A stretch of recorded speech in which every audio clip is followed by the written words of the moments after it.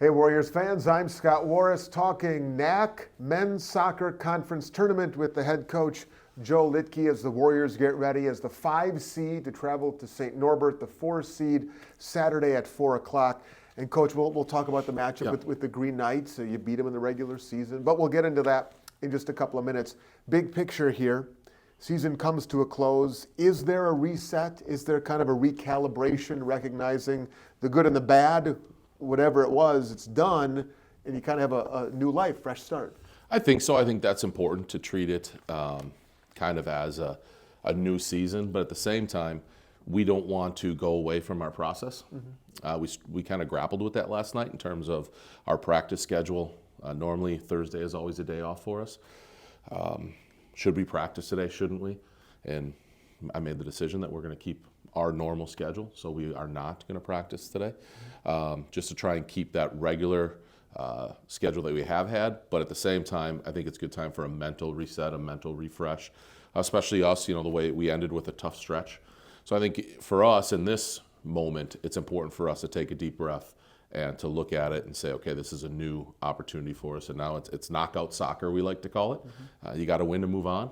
I think we have the team to do that. So we definitely are looking at it as this is a start of a new season for us. Do you lean on some of your veterans, some of your leaders on this team when this time comes to maybe help with the younger guys who are going to go through this tournament field for the first time? Yeah, I think for this team in particular, I've really been proud of them in terms of how they've responded to the details that we've given them.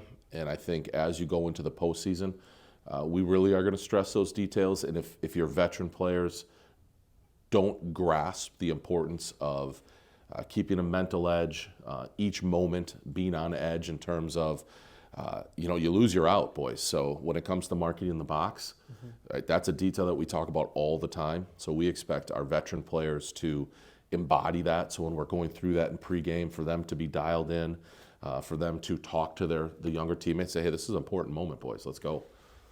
What changes? And you alluded to you want to keep some of the normal rhythm, but does anything change schematically, if for as much as you want to share? On camera, I realize when it comes to preparing for a conference tournament matchup or even how you go about the matchup with SNC.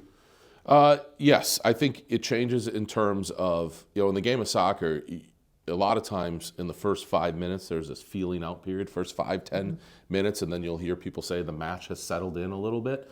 One thing that you don't want to do, knock on wood here as I say this, in a conference tournament match in knockout soccer, you don't want to put yourself behind it in the first 5-10 minutes because you take an unnecessary chance building out of the back.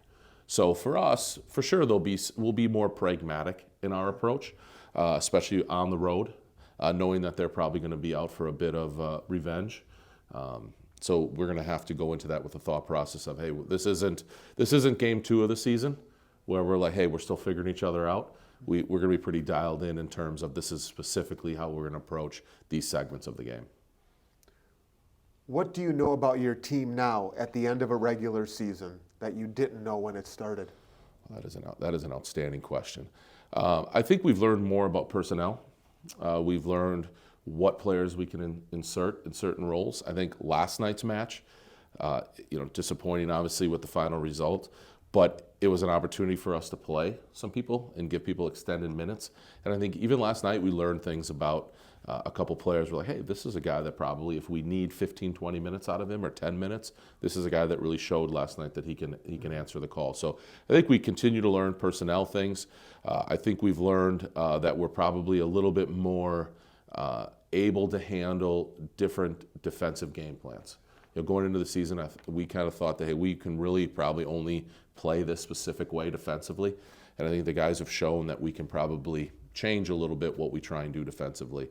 I think those are the biggest things that we've kind of uncovered. You've written your defense to the successes you've had this year, and we've talked about it in the post-game interviews and chatting with some of your guys all season long. Is, broadly speaking, like a lot of postseason matchups in other sports, is soccer one where you can count on that defense to make a run, to win you matches? If that's going to be your strong suit, Not that you don't want to be great in all facets, but if you want to pick one, that's the one to be firing on? I think so. I think, especially for us. Sure. I mean, our formula is our formula this year.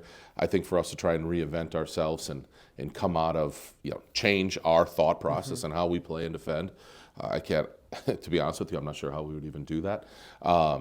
So for us, defensively, that's a strength of our team. It's a strength of our system of play, I think. We have a great goalkeeper, great leadership.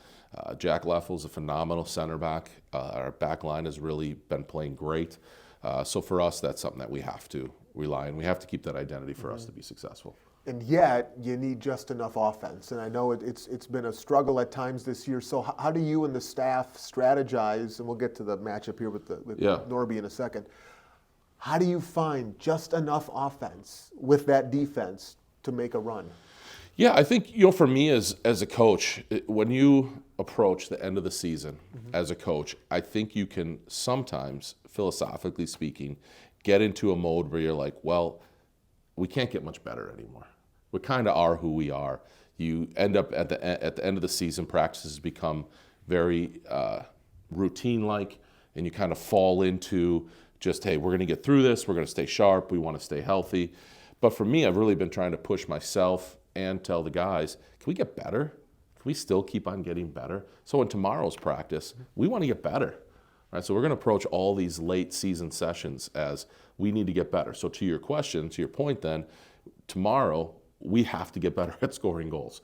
So we have to look at what we're doing and can we just tweak it enough? Can we get even a half a click better? And for us, it's things like entry runs in the box. So if we have the ball out wide, are our entry runs into the box formed the right way? Are they timed the right way? Because when you're playing on a razor's edge like we do, and every moment, every pass matters, if we can just get a little bit better, a little bit smarter, see the game a little bit slower, maybe then that results in an opportunity on goal for us. So I think for us, it's just trying to refine that goal-scoring process within who we are, and can we come out and just absolutely maximize every ounce of ability we have on the offensive end. And, at the end of the day, hope it's enough, really. The quarterfinal matchup is at St. Norbert against the Green Knights in the only matchup of the regular season. You beat them 1-0 here at your place. I imagine that with it comes a certain level of confidence. We did it once. It was a great match, very tight, very even matchup, but you got the better of them. So I imagine there's a little bit of bounce in the step knowing you did it once already. Yeah, yeah, for sure. There definitely is. I think you'd rather go play a team that you've beat before.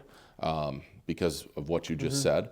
I think that for me, we have to be careful. We have to still, for us, we're at our best when we are playing, like I've said before, we call it kind of on that razor's edge. So we need to go up there with confidence, but not with any sort of, we can't be relaxed about it. Sure. It can't be, hey, we've done this before, right? It has to be, we can do this, and we have to keep on showing we can do it. So I think there's a bit of a chip that we have to maintain, that we have to prove it. We have to go up there and do it again. Okay, last thing before we let you go, and we're talking and previewing the men's soccer conference tournament with head coach Joe Litke. Last thing, how would you finish this sentence? If the Warriors are going to make a run in this year's conference tournament, X has to happen. How will you fill in that blank? Right away, we have key players that have to play well. I think that has been our formula when you go back and look at our successes, or even games where we've lost 1-0, but we walk away from it saying, man, we played really well. And on a different day, a different result. It comes down to key players playing well. And overall, it really comes down to us playing. We have a saying that we use, it's sharp, alert, alive. So when we're sharp, when our players are, their first touch, their passing, everything is crisp and sharp. When we're alert, when we're aware of what's going on around us, communicating, when we're alive, when we're breathing in the moment, right? And when we're ready to play, and we're in that just intensity spell where we're hyper focused, that's really been our formula. That, along with key players who are some of our top players, they got to come out and play well, right? And if they do that, then we know it's going to be a game. Okay, I lied. Here's the last one.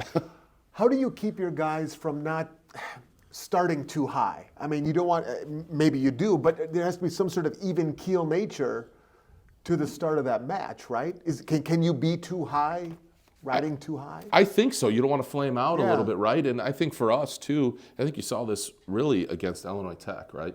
I think we came out in that first 20 minutes, right, on fire, all over them. And the game of soccer is this way, where if you come out and you're all over a team, and you don't reap results out of that, you don't score maybe even multiple goals. It's just 90 minutes is a long time in a free-flowing game. There are definitely highs and lows in there, right? And I think that for us, we definitely don't want to come out where it's just 20 minutes of thunder, right? And then 60 minutes or 70 minutes of we're hiding behind the clouds. So I think for us, it's can we win all the measurables? That's one phrase I used last night with the guys, that we're going to De Pere, Wisconsin, and we're going to absolutely win every measurable. Warriors, the 5 seed, St. Norbert, the 4 seed, Saturday, 4 o'clock. All the links available, as always, WLCsports.com. Coach, best of skill. Thank you.